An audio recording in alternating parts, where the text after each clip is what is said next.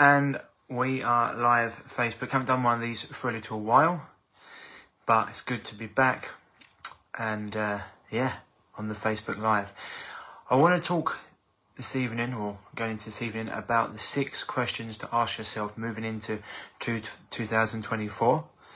I've got some notes because I really want to go through them. And these 6 questions actually, I come across them from a lady called Nicole Silvestre. She's a brilliant coach. And they really hit a spot with me, and I wanted to share them to you guys, so you can go out there and apply them to the end of your 2023 into the start of 2024, so you can really take heed and take a look at what's been going on for yourself 2023 and what you can learn from that, so you can move forward. Before we get to that, if you haven't seen already, tomorrow I am releasing a special offer, so keep your eyes peeled for that. The link I put to my email, because I switched email servers, apparently that's not available, so you can't subscribe to my email list, but don't worry, I'll be going live with the offer here anyway on Facebook and Instagram, so don't worry, I will be going live, so you don't have to subscribe to the email list to get the offer. Also, this is something that I've recently come across. This is a molecular hydrogen water bottle, the best in the world, bar none. Other water bottles don't make anywhere near the level of molecular hydrogen in their water that this one does. This is from Nuno Nina. This is actually a pre-sale version. We couldn't even talk about this until recently. And so we'll be doing a video on this as well in the up and coming week or so. For anyone looking to take their health to the next level, this is going to be another game changer at a cellular level. So there's lots of other molecular hydrogen bottles on the market, but none come close to this, and I'll go into why. So that's for that. So let's get into it, people. I always like to say, before I move on to the next year, I like to take heed and take a look back at my 2023, and so I can see where I can up level, where I can make changes. And so 6 questions that I'm going to be asking myself tonight. I'm going to sit down with a pen and paper. I'm going to go through them. And I'm also just going to sit and meditate on them in silence and just see what comes up for me. I mean, I've gone through them once already, just generally, quickly, but I really want to go deeper in them. And we'll go through them, okay? 6 questions to ask yourself moving into 2024. So the first question I'm going to be asking myself, and I suggest you do too, is how did I grow in 2023? You know, what new skill or task did you learn?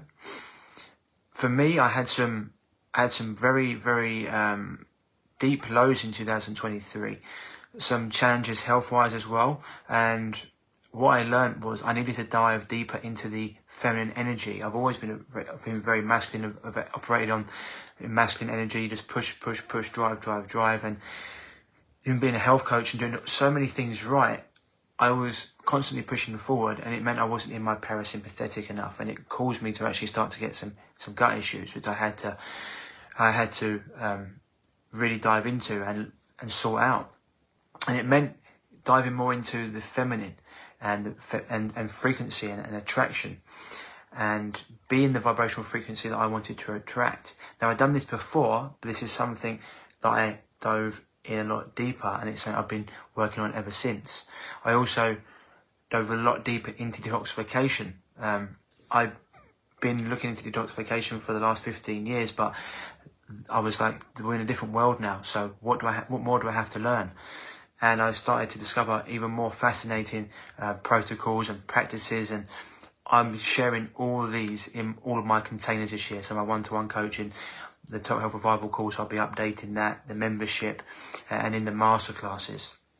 So I want you to ask yourself, like, how did you grow? You know, what challenges did you come up against? Did you give up coffee and stimulants? Did you make sure you got enough sleep? Did you prioritise your health? Did you prioritise being in nature? Did you tap into your masculine more, your feminine more? Did you start to understand yourself at a deeper level? And this is something I want you to start to write down. And you start to see, well, actually I grew here and I grew here, and that's what I learned about myself. And that's the question number 2 actually, which is, what did you learn about yourself? So number 1 is, how did you grow? And, you know, challenges you come up against, things you start implementing in your life. And number 2 is, what did you learn about yourself? Now, there's treasure in this one, because it gives you the opportunity to really start to understand yourself and your patterns. Because so often we are just operating from our subconscious, like 90-95% of what we do is just patterns, it's repeated. And to change things, we have to be very, very conscious about them. So when it comes to this, look at patterns you run. You know, maybe painful times that you went through, and what did you learn about yourself? Maybe good times, what did you learn about yourself? You know, when you were in these painful times, how did you act? Did you go into scarcity? Did you contract? Or did you start saying, oh no, the universe has got my back. I believe that we'll come out of this. And when you had good times, did you just throw caution to the wind? You know, or did you say, no, I'll keep a level head here. We'll carry on doing what we've been doing. So write all this stuff down, and you can celebrate the good things and look into the things where you could improve upon. Because sometimes we learn about ourselves. It's like, it's easy to be good when everything's going well, but when things start to be a challenge, that's when you learn what's really beneath yourself. You know, they talk about if I was walking down the street and I had a cup of coffee and someone bumped into me, you know, what would come out of that cup? It would be coffee. And it's like, well, if I'm walking down the street emotionally, mentally, and something bumps into me, or I get challenges, what comes out of me? And it's whatever's in me. So if it's anger, frustration, pain, whatever it is, feelings of not enoughness, that's what comes out. So these are the things you can learn about yourself at a deeper level. And this is stuff that I've had to dive into a hell of a lot myself as well. Because when we're calm and when we're all balanced, it's fine. But when things start getting bumpy, are you just going to run your old patterns, or are you going to be conscious about what you're doing and start to move through them? So that's number 2. What did you learn about yourself? Number 3, what needs to be released so I can make way for the good to come in my life? So here it's like, how can I have my heart fully open to receive what the universe actually has in store for me? You know, it could be things like, I need to stop eating too late before bed, or I need to stop overeating. I need to, you know, stop having a pastry with my herbal tea in the morning. I need to change my bed because it's meaning that I'm not getting a good night's sleep. I need to stop drinking alcohol or wine at night or smoking weed. I need to get out of that toxic relationship. You know, there's things that you know that you need to do, and that your higher self, the best version of yourself, knows that you need to release. But sometimes our ego, or just old patterns, or feeling like, oh, well, if I let that go, will I get anything else, stops us from doing that. But things can't come into your life unless you let them go. There's so many relationships I've had to let go over the last few years. Just let them go and release them. And a lot of the time, it meant doing a lot of forgiveness work. It was very hard. I've had a lot of things that people I've been friends with for 18 years. But they're just not going on the same path that I am. They're not travelling on that same journey, that same trajectory. So, you know, sometimes, and even though I did have some anger about this and some resentment, it was one of those things I knew that I had to let go of that anger, that frustration, that resentment, to let other things come in. Because as I'd seen, once I'd let those relationships go, or once they went in my life, I had so many good relationships come into my life, like the universe was making way. And as you go through your life, you will up level. Your friendship group will up level. You'll have some that people will come with you and some that won't. And like, you'll have some practices and protocols that will come with you and some that won't. And you'll find what works well for you, and you're upgrading different bits of your life. So, you know, you just need to be open to releasing all the things that are stopping you from getting to the next level. And, you know, holding on to things like anger and frustration just shrinks your energy and keeps you very contracted, keeps your energy low. And so by confronting these things face on, you know, releasing negative energy, resentment, blame, you just don't want to carry these things into the new year. And so you might not even feel like you're ready to forgive of other people. And even yourself, sometimes it will be yourself that you have to forgive for doing things that you know weren't right for you, but you just push through them anyway, or you enter a relationship you knew that you shouldn't, or you've been, you know, doing things health-wise that aren't good for you, just from old patterns. And you have to learn to forgive yourself, because unless you do that, you're never going to allow the space for new stuff to come in.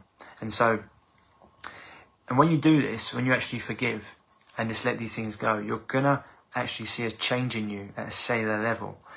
It's crazy. When you let these negative energies go and you allow for good to come through, you're going to see that change at a cellular level. You won't be able to see it, but your body will notice it.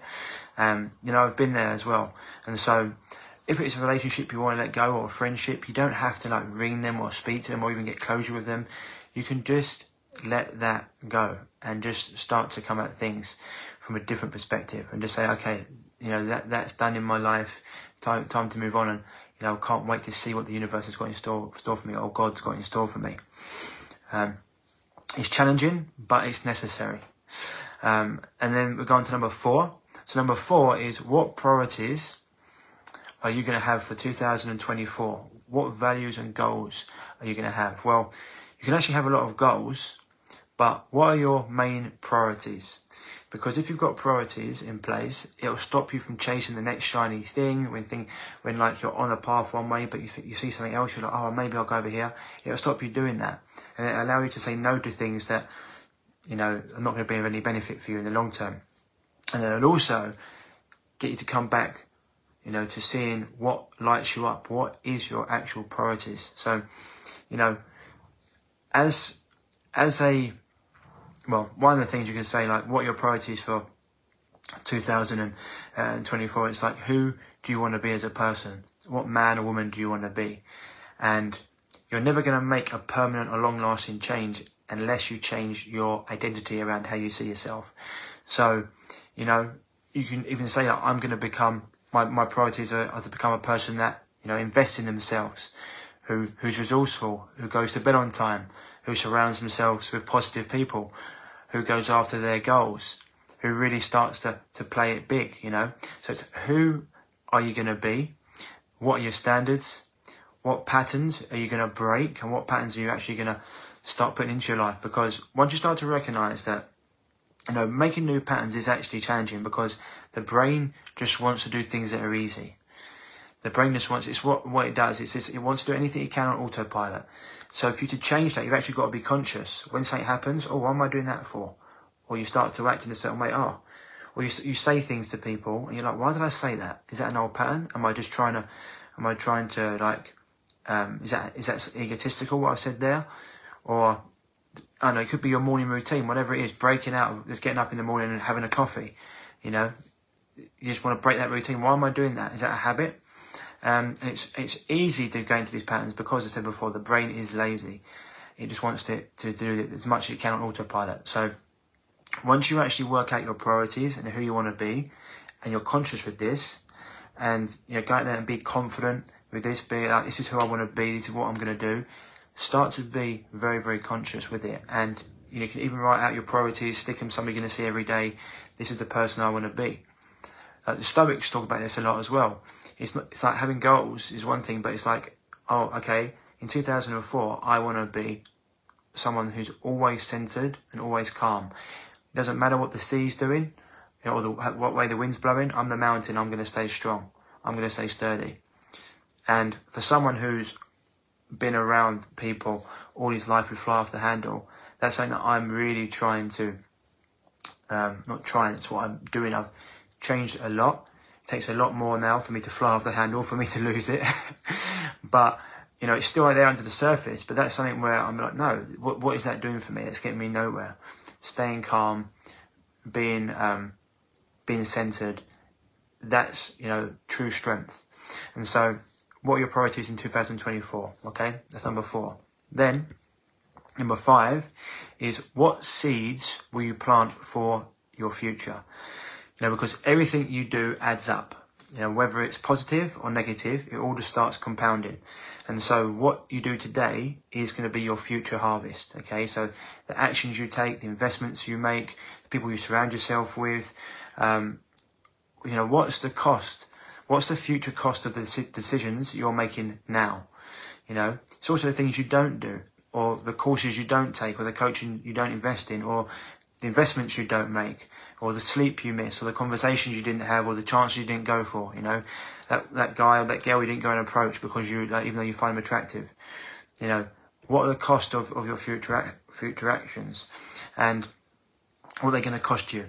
So, you know, good actions compound, and so the negative actions. So where do you want to be?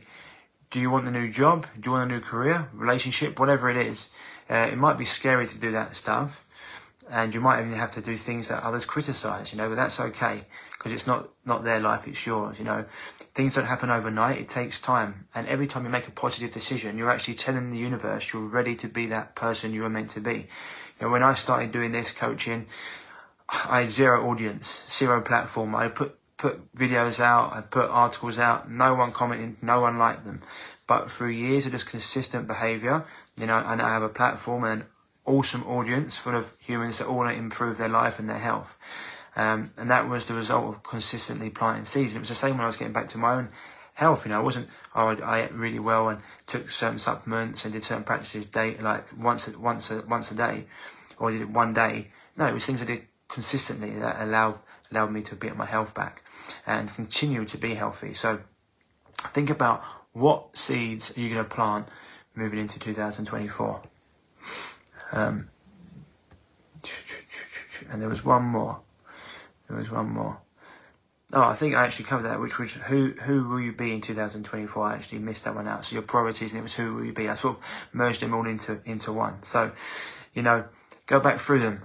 The 6 questions to ask yourself are: how did I grow in 2023? What did I learn about myself in 2023? What needs to be released so I can make way for the good to come? What are your priorities? Who will you be in 2024? And what seeds are you going to plant for your future? You know, go away and answer these tonight or tomorrow as you head into the new year, the first of the year. Before anyone says anything, I know we're actually meant to have 13 months, 28 days in each month, but you know, we're starting here. And yeah, go out and answer these for yourself and really sit with them and see what comes up for you. And be very intentional with it. Take your time. Don't rush through this. And you'll actually start to understand yourself at a deeper level and start to see maybe where things aren't aligning and where you're not actually having actions in alignment with who you want to be. Because your higher self knows what you want to be and what the actions you got to do. It's just our old patterns that we get into. And it's easy to make the decision that our subconscious just wants to go with. It takes brain power and energy to make that conscious choice. So hope that helped, guys, okay? And if you feel, you know, pulled to do some deeper work, get to know me better, then one of the things I want to say is I invite you, invite me into your world this year, then it will be an honour and a privilege to work with anyone, one-to-one, etc. Because I'm super excited about coaching this year and being in service to people. It's a big energy year, expansive year, and I can feel big things are going to be happening for Revive, and we've got lots of good stuff coming out. So super excited about that. And as I said, keep your eyes peeled for the offer tomorrow morning. Go and have a great New Year's Eve. Lots of love, and let's have a strong start to 2024. Speak to you soon. Bye-bye.